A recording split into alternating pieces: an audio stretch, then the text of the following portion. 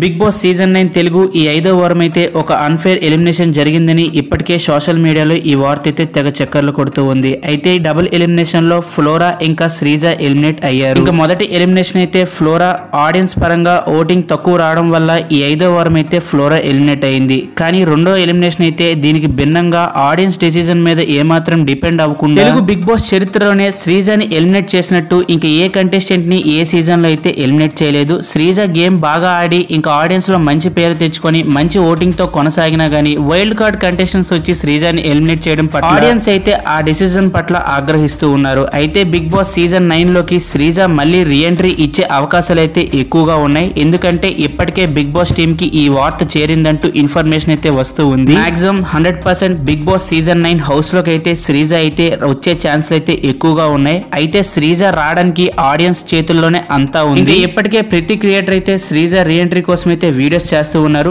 మీరు కూడా మన కామెంట్ సెక్షన్ లో శ్రీజ రీఎంట్రీ అని కామెంట్ చేసి ఈ వీడియోకి అయితే ఎక్కువగా లైక్స్ అయితే ఇవ్వండి. ఇలాంటి వీడియోస్ అనేవి బిగ్ బాస్ టీం వరకు చేరి శ్రీజ రీఎంట్రీ రావడానికి ఎక్కువ ఛాన్స్లు అయితే ఉంటాయి. ఇంకా ఈ విధంగా అయితే శ్రీజ అన్ఫేర్ ఎలిమినేషన్ అయితే బిగ్ బాస్ హౌస్ లో జరిగింది. ఇలాంటి బిగ్ బాస్ ఫ్యాంటాస్టిక్ అప్డేట్స్ కోసం ఇప్పుడే మన ఛానల్ అయితే సబ్స్క్రైబ్ చేసుకోండి. Thank you for watching. Have a nice day.